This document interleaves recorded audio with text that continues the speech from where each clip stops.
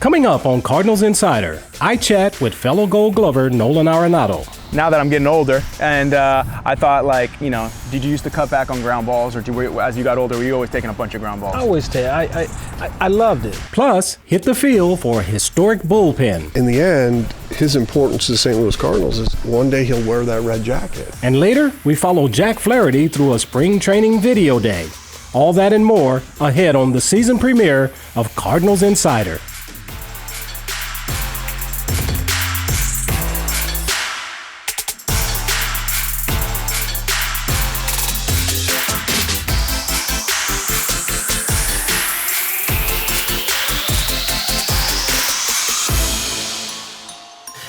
I need everything. They ain't give me nothing, not a thing. Oh God, I'ma do it for the team. Oh God, gotta win by any means, yeah. I need everything. They ain't give me nothing, not a thing. Oh God, I'ma do it for the team. Oh God, gotta win by any means, yeah. Call collect, all of this due respect. I need the rings and checks. Keep this in line and check. Matters they plenty, you see the check on the tennies, ayy. Half of y'all look like my minis, ayy. You see the way that we win, you see the way that we. It's like it's wrist work. You see all the gleaming make you wiser. And I never fall through anything. Favorite, you know you see me pushing through the pain. I need everything. They ain't give me nothing, not a thing. Oh God, I'ma do it for the team. Oh God, gotta win by any means, yeah. Welcome to the season premiere of Cardinals Insider. We open the year in Jupiter, Florida, where Nolan Arenado is completing his third Cardinals camp. Nolan and I have a lot in common, 23 gold gloves between us. The two of us sat down with broadcaster Mike Claiborne to talk Infield. All right, I finally get a chance to meet the man. The man, have a seat. Well, fellas, I'm sitting here with two guys, 23 gold gloves, 22 all-star appearances, multiple silver sluggers, and more to come, I'm sure. And I cannot believe you guys have worn a Cardinal uniform. This is the first time you guys have ever had a chance to meet each other. Yeah, crazy, man, crazy. That's why I'm happy he's here. Yeah, well, you know, COVID has played a big part in that, you know, because of the protocols and all of that. And I really look forward to the opportunity to meet somebody that it's fun. It's fun for me to sit and watch a ball game. You know, to be very honest with you, for a while there, it wasn't a lot of fun to watch. But he's come over, man, and I tell you what, it's a spark. I got a new spark, and it's fun going to the ballpark every day, watching a pro do his thing every day. I appreciate that. Thank you. Well, you know, he's old enough that you can actually say, I watched you as a kid growing up. So what did he mean to you when you had first put your eyes on Ozzie Smith? Well, you know, obviously, you know, I watched a lot of baseball, and I love the game. And as I got older, I really appreciated defense. You know, I got to give Tulo credit, man. You know, he said, you know, you could be a good hitter, but you better be able to play both sides of the ball.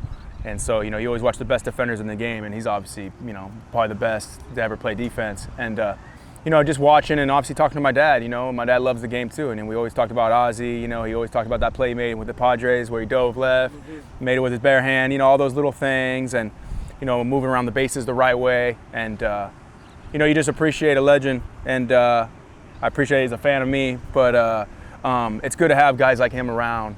I think it's really important for the culture. Let's not forget, you know, where we came from. And honestly, when I see him walking around, I don't know how these young guys are, but I know that I want to make sure I'm taking care of business. You know, I ain't making errors in front of Ozzie. You know, I got to make sure I do things right. You can tell somebody who loves what it is they do, their craft, the way they go about it. And he certainly is one of those people that go about it the way that I went about it. I can tell that you enjoy it. Walk me through the process. I'm stepping in the batter's box. I'm a right-handed hitter. I'm stepping in the batter's box. Oh, you're bunting, Claiborne. Yeah, he's slow. Hey, you're trying to jag over on and my he's baby. slow. You ain't No, swinging. I'm going the other way. I'm slow. Yeah. You ain't bunting. You ain't swinging. I might just put my hip into it and get hit by a pitch. I'm kidding. What do you got? No, walk me through the process of when that guy steps in the box. What's the first thing you want to do in order to be prepared for the first pitch that comes to you? Yeah, well, it all depends on who the hitter is. And honestly, I like to, you know, I'll watch Wilson now. You know, I used to watch Yachty. Like Yachty's moving in a little bit. Hey, you know, you start to creep towards the line maybe a little bit, or, you know, nowadays there's so many analytics, so they kind of tell you where to play. But you know, sometimes me and Stubby, you know, we have a great relationship. But sometimes I look at him and I'll just be like, I got it. Like I know this guy. I've seen him a lot. I've gotten a lot of balls hit to me. I think it's just experience of knowing who the hitter is. That's kind of how I've always been. Yeah, no, that's exactly it. You know, you go over your scouting report, so you have an idea. And when you play for 15, 20 years, you have a pretty good idea where the guy is. And I didn't like being told where to play, because I didn't have to be playing a certain way. My job is to make sure that if he makes a mistake, I'm able to cover that mistake. And that doesn't necessarily mean I'm standing in a certain position. It gets back to that instinct thing. You know, if you've played long enough and you're a professional at your craft, then you come to the ballpark prepared and ready to play every day. Yeah. And that starts long before you get to the ballpark. Yeah, I think another thing is too is Ozzie, obviously he knows his range, man. He's got a lot of range, and I believe I trust my range also. I know I got a lot of it also, but there's a lot of work that, you know, I put a lot of work in, so I know that I could cover a lot of ground. So I trust the fact that, hey, I can get to any ball. All right, you're sitting next to a Hall of Famer. Pick his brain. Well, I mean, I guess one thing I would ask, now that I'm getting older, and I thought, like, you know, did you used to cut back on ground balls, or as you got older, were you always taking a bunch of ground balls? I always take. I loved it. Yeah. You know, it was really relaxing for me sometimes to be able to come out and take ground balls. So it was one of the things that, as a kid growing up, I loved playing, sitting around and throwing the ball against the wall, playing by myself. You know, and so that was always a part of what I did. I took ground balls because I never wanted to be surprised by anything that happened on the field. And when I was playing on turf, I always wanted to know where the bad hops were, so that I could anticipate that ball taking a hop. So I took ground balls every day. I tried to take at least 100 ground balls every day, and it's what made me feel that I was ready to go out there and play. Yeah, well, you hear that, man. I can't stop taking ground balls. He's not stopping. You I can't stop. I gotta keep going. I gotta keep going. All right, before we get out of here, Hall of Famer, give this young fella some advice, or maybe the advice somebody gave you when you first broke in. Hey, man, I tell you, you know, in watching him go about his craft, I know that he loves the process. And if you love the process like you do, you get the results that he's getting. You know, and there's nothing for me to tell him. The only thing I do is mess him up. Just continue to do what you're doing. I appreciate it. And it's going to be a wonderful career. I'm not going to say Hall of Fame. I don't want to say that, but you're a great player as is. You're fun to watch, and I enjoy it. No, I appreciate you. 2 Cardinals. Doesn't get any better than that. Thank you, fellas. Thank you. Straight ahead on Cardinals Insider. I think at some point you'll sit back and look back at what he did and what he meant to this organization. I imagine we're all going to agree it was beyond impactful. Adam Wainwright begins his final season as a player. That's right after the break.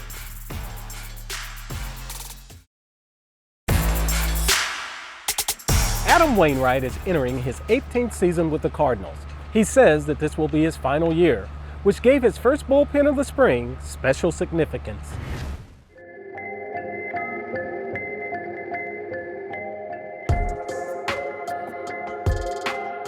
In the end, his importance to the St. Louis Cardinals is one day he'll wear that red jacket, right? And when you think about all the players that have, you know, kind of come through the system, I mean, he's just so unique because he's such a special player in the sense of just genuinely kind human being, and that makes it awesome. I think at some point you'll sit back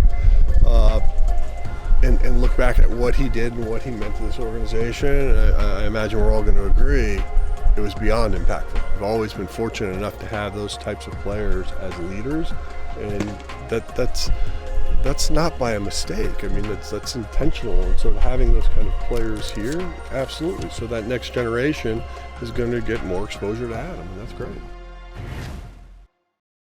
You know, last season, Waino and Wainwright and Molina set the all-time record for starts as a battery. This winter, the Cardinals YouTube channel released a documentary about the achievement. It was titled The Chase to 325. Here's a look at the trailer.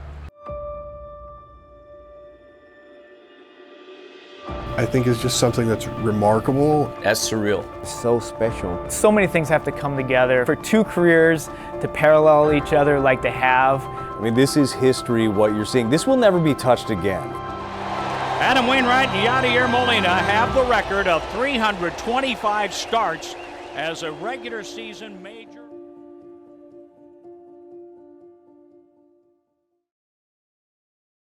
There's great energy during spring training workouts. Here's proof.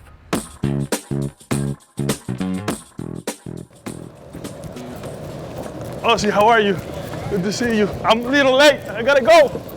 So, Jor? What's up, brother? How you doing? Mike, how you doing, bro? Good, how are you? All right? Yeah. Good. Take a look. What's up, brother? Claro, y apaga lo que haces, mira. Clink, clink.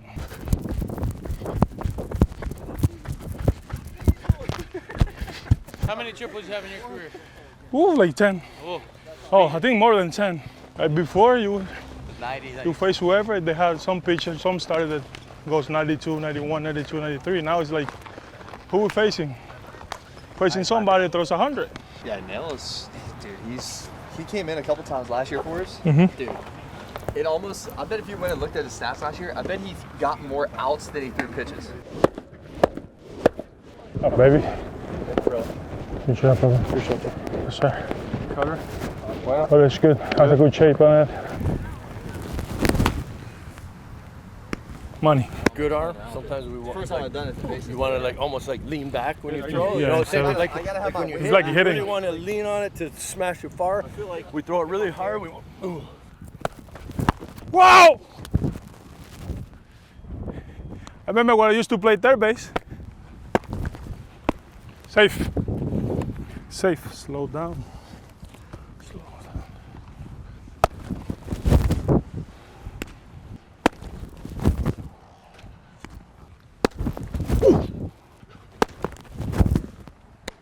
Baby.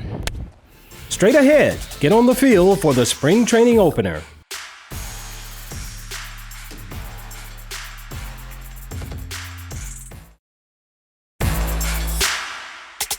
Each spring, our show and the Cardinals scoreboard crew set up stations to capture player content. This year, Jack Flaherty let us follow along as he went through the circuit.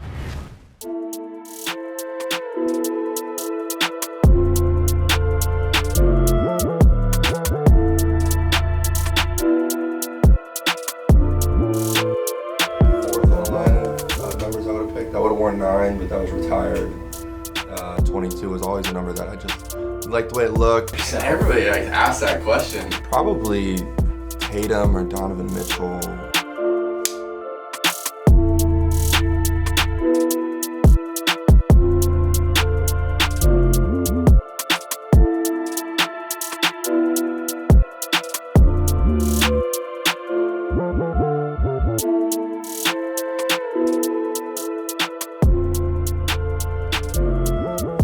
Stay in center. Yeah.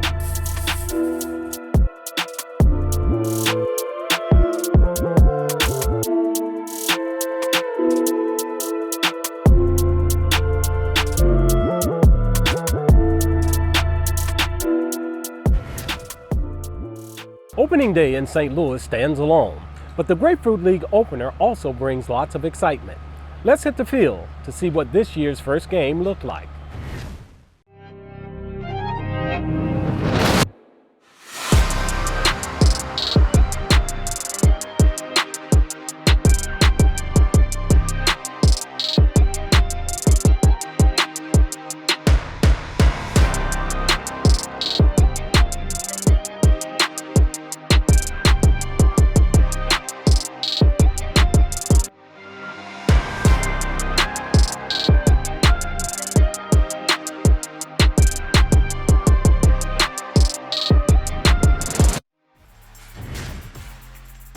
It's time for this week's trivia question.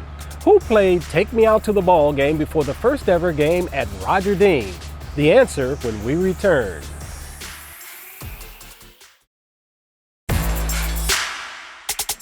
Welcome back. For our trivia question, we asked who played Take Me Out to the Ball game before the first game at Roger Dean? The answer, of course, is Stan Musial. And for more on that, here's Brett McMillan. Thanks, Ozzie. No better way to open up a new ballpark than with Stan the Man on his famed harmonica.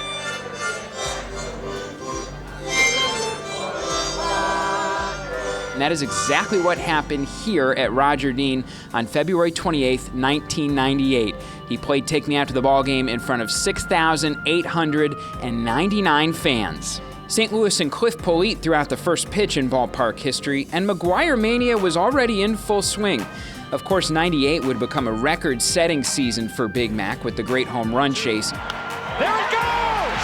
See you later! But he went to work early that season, launching the first homer ever in Roger Dean history. But for all that, Stan the Man and that harmonica was the story of the day in the opening of this ballpark. More than a quarter century later, we're still doing spring training right here at Roger Dean Stadium. For Cardinals Insider, I'm Brett McMillan. Back to you, Ozzie. We want you to feel like you've been to spring training, even if you couldn't make it down this year. So here's Emily Stevens with a tour of Roger Dean.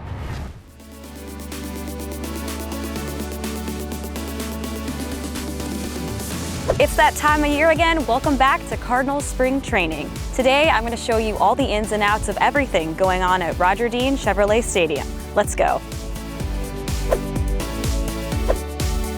And our starting lineup for the St. Louis Cardinals. So this is what we like to call the big field. It's where both the Cardinals and the Marlins play a lot of the spring training games that you see on TV.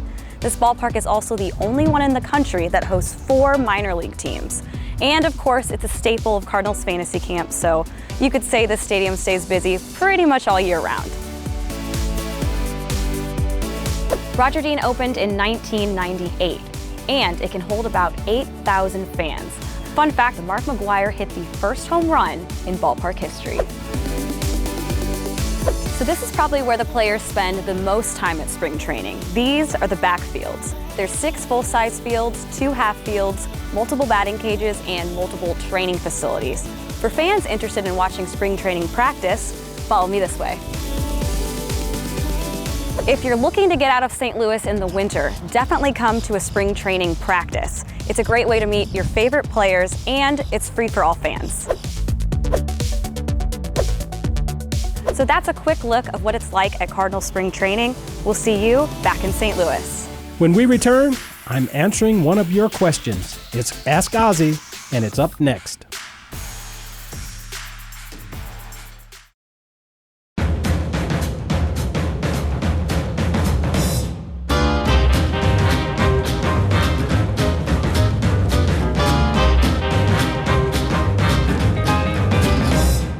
It's time for this week's Ask Ozzie. Nolan in Clinton, Illinois asked, how much practice does it take to be the Wizard of Fielding?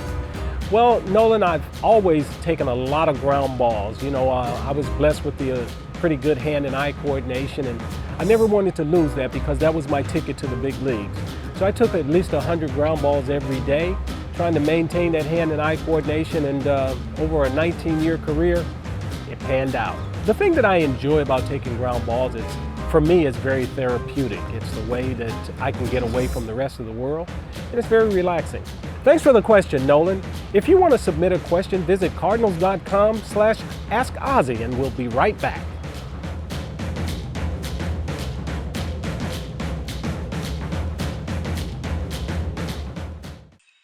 Is that what I think it is? Yep. That's the bat in the stone. Been around for like 25 years. And nobody in 25 years has ever pulled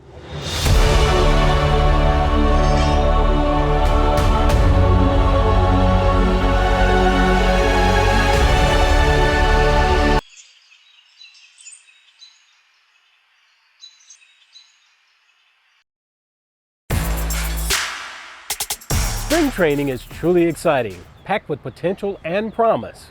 The sunshine doesn't hurt either. We asked the guys what they like about spring training.